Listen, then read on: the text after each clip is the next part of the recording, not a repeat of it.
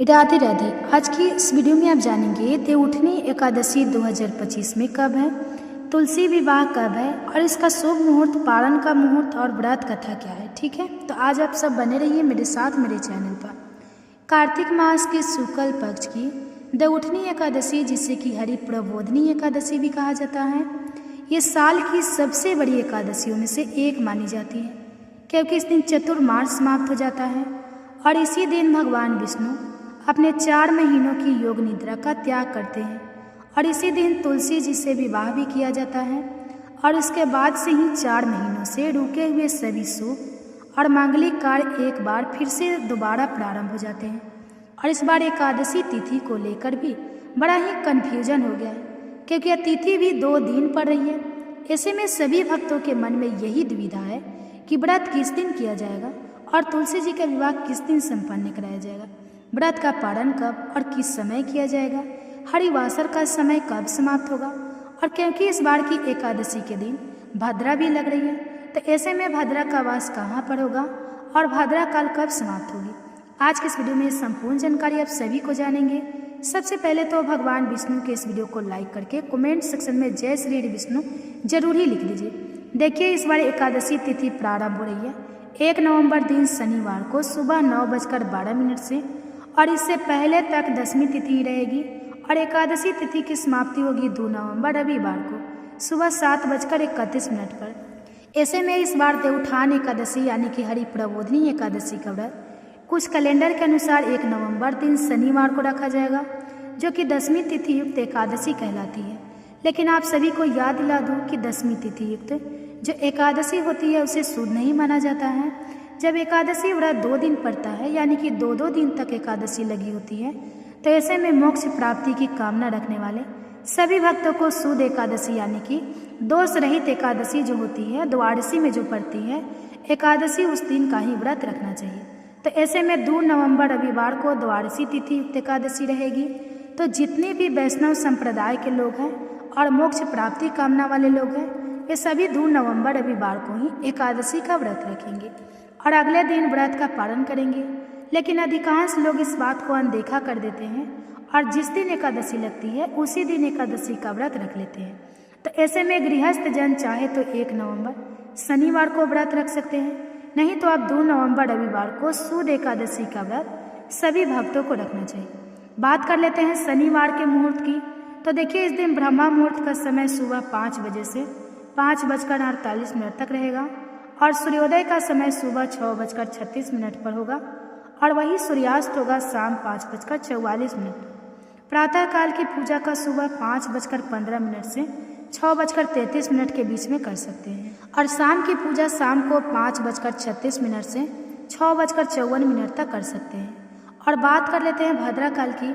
तो देखिए, भद्रा काल का समय रात 8:27 से और भद्रा काल की समाप्ति अगले दिन यानी कि रविवार को सुबह 7:31 पर होगी। इस बार भद्रा का वास मृत्यु लोक में रहेगा और यह समस्त शुभ कार्यों के लिए बिल्कुल भी अशुभ मानी जाती है। राहु काल के दौरान हमें किसी भी शुभ कार्य को करने से बचना चाहिए। राहु काल का समय सुबह 9 बजे से लेकर 10:30 बजे तक रहेगा। और आप जान लेते हैं रविवार के मुहूर्त के बारे में। तो देखिए, 2 नवंबर रविवार को ब्रह्मा मुहूर्त सुबह 5:01 से 5:49 तक रहेगा और इसी दिन सूर्योदय का समय होगा सुबह 6:36 पर। सूर्यास्त शाम 5:44 पर होगा। प्रातःकाल पूजा आप कर सकते हैं सुबह 5:16 से लेकर 6:34 तक और वही शाम की पूजा शाम 5:35 से 6:53 तक कर सकते हैं। इस दिन भद्रा काल सुबह 7:30 बजे समाप्त हो जाएगी। इस दिन राहु काल दोपहर 4:30 बजे से शाम 6 बजे तक रहेगा। ध्यान रहे कि हरिवासर के समय एकादशी व्रत का पारण कभी भी नहीं किया जाता है, इसलिए जो भक्त 1 नवंबर शनिवार को एकादशी का व्रत रख रहे हैं उन्हें हरिवासर की समाप्ति के बाद ही व्रत खोलना होगा और हरिवासर का समापन होगा 2 नवंबर को दोपहर 12:30 बजे पर। तो सुबह आप पूजा कर सकते हैं, भगवान को जो भी भोग लगाना है वो आप लगा सकते हैं, लेकिन स्वयं प्रसाद ग्रहण करके व्रत का पारण आप दोपहर के बाद ही कीजिएगा। 11 बजे से लेकर 1 बजे के बीच में जो व्रत है वह नहीं खोला जाता है। और आप जान लेते हैं कि व्रत का पारण हम किस समय कर सकते हैं। तो देखिए 2 नवंबर रविवार को आप अपने व्रत का पालन कर सकते हैं। दोपहर 1:11 से 3:23 तक ध्यान रखिएगा कि इससे पहले तक आपको अन्न ग्रहण नहीं करना चाहिए। जिस तरह से आप व्रत का पालन करते हैं, एकादशी वाले दिन उन सभी नियमों का पालन करते हुए आपको दोपहर तक इस व्रत का पालन करना चाहिए। भगवान विष्णु के जागने के बाद ही तुलसी विवाह प्रारंभ हो जाता है और आप जान लेते हैं कि तुलसी विवाह में किस दिन संपन्न कराना चाहिए, 1 नवंबर को या फिर 2 नवंबर को।